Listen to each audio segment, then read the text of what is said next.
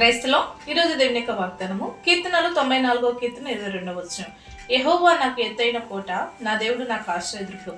దేవుడి వాక్యం నిలిచును గాక. ఆమేన్. అవునండి, దేవుని యొక్క వాక్యం సెలవిస్తుంది. భక్తుడు చెప్తున్నాడు, దేవుడు నాకు ఎత్తైన కోట, ఆయన నాకు ఆశ్రయదుర్గము అనేసి. దేవుణ్ణి తనకు ఎత్తైన కోటగా భక్తుడు చేసుకొని ఇక్కడ మాట్లాడుతున్నాడు. నా దేవుడు నాకు ఎత్తైన కోటగా ఉన్నాడని ప్రతి ప్రాబ్లం విషయంలో, ప్రతి ప్రతికూల పరిస్థితుల విషయంలో, ప్రతి దుఃఖకరమైన పరిస్థితుల్లో భక్తుడు చెప్తున్న మాట ఏంటంటే, నా దేవుడు నాకు ఎత్తైన కోట.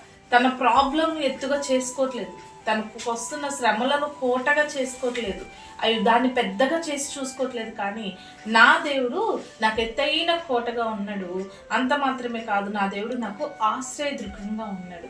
ప్రతి పరిస్థితిలో నా శ్రమ కన్నా, నా కష్టం కన్నా, నా బాధ కన్నా, నా వ్యాధి కన్నా, నా ప్రతికూల పరిస్థితి కన్నా నా దేవుడు ఎత్తైన కోటగా ఉన్నాడు.